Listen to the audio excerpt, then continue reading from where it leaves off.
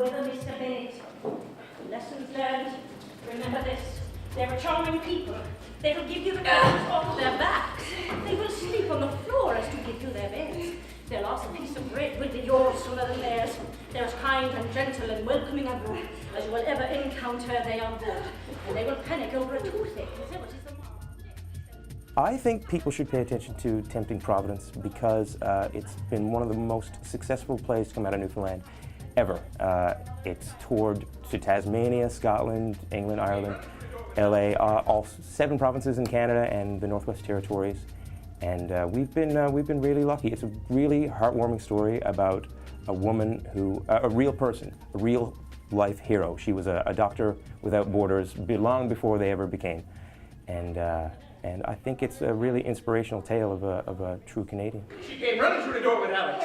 Just in here. Ran right past me. Don't even think she saw me. Mrs. Bennett, how are we today, Mom? Oh, girl, I've been better. There was The play is about an English nurse that came to Newfoundland in the 1920s. She had lived in England her whole life and had just lived through the war and worked in a home for unwed mothers and was trained as a tailor, trained as a nurse, a midwife, and spoke 2 languages, played the piano, was a very accomplished and wonderful woman. And she decided she needed an adventure, so she came to Newfoundland. She talked to the Governor General's wife and was positioned in Newfoundland. And she was responsible for 300 miles of coastline on the northeast coast of the northern peninsula of Newfoundland. And she was the only medical care for 300 miles of coastline. There were no roads, there was no electricity, there was no running water. The only way to get back and forth was by boat or by dog team or by horse and cart. And there weren't any real roads. So it's the story of her life and how she coped, how the community supported her, and how she accomplished phenomenal things with so little. Get out. So, ma'am, I mean, you're... It is your home, and normally I would never dare, but I must insist that you both leave. Your mother and I would prefer to be alone. And if it didn't out of 10, Mrs. Bennett. I played the character of Angus Bennett, an ex-merchant marine who comes back to Daniels Harbour after World War I and falls in love with a newly positioned nurse, Nurse Myra Bennett, who comes from Woking, just outside of London, and she comes to help this community of Daniels Harbour and the entire west coast of Newfoundland as a nurse for 2.5 years and decides to stay for her entire life. He had a hard time in the war, and when he arrived back in Newfoundland, he walked home. He walked about 200 miles up the coast to his hometown, and I imagine that had something to do with a bit of PTSD. And when he gets there, he meets this nurse who just showed up from England, and he's sort of the reason for her to stay, I believe. You know, they fall in love and eventually marry and have a life together for the next 90 years.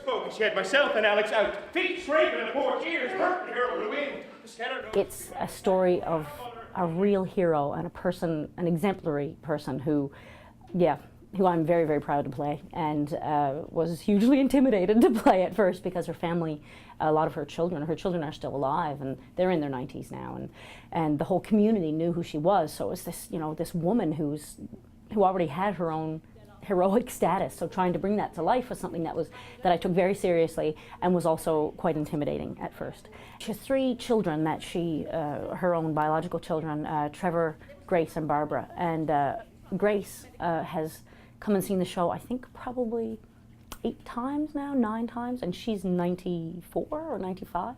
Trevor himself is in his late 80s, and he's seen it so many times. And the last time that we saw him was in Daniels Harbour, where we did the show. We were doing a rural tour last year, and he gave us these books, because there's a new book that's come out about her called My Story.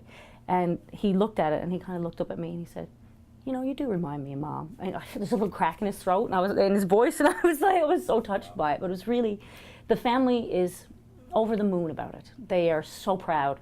They're so proud of the production and the fact that their mother gets to be commemorated in this way. And one of the really cool things about her family, her brother emigrated to Australia during the war, and we went to 10 Days on the Island, a festival in Hobart, Tasmania, and their whole family created a family reunion around the show coming, and they took us in as if we were their family.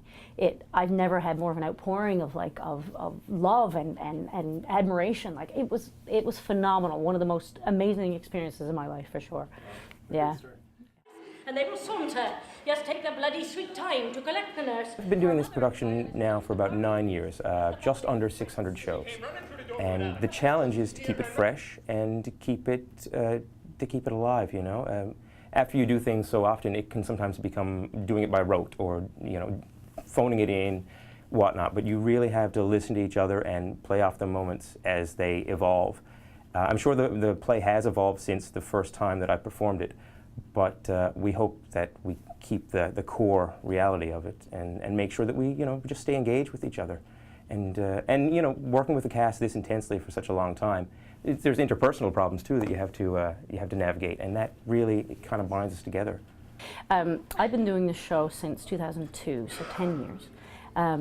I've done 600 performances, and it has changed from the beginning. You know, as I've done the play more and more, I've come to understand her more fully, the characters more well-rounded, and the play itself is, it becomes almost like a dance, because your body has done it so many times. There's an ease that comes with it, and there's comfort in it. So you step on stage and you're like, right, this glove, you know, and it fits. Yeah, it starts to fit really well, and it feels wonderful to have been able to show it to so many different people, because I'm from the Northern Peninsula, which is and 3 hours north of where she worked. And it's a story that's very close to my heart too, because it's about the people that I grew up amongst. It's about my family. It's about, you know, my community, and that's really, really amazing too. Yeah. Panic over a toothache, which is the mark of death itself, and they will suffer through racking coughs and chest pains, rather than seek medical advice, and they will saunter, yes, take their bloody sweet time to collect the nurse, for mother and child is close to parting ways, the bubbling Red Sea.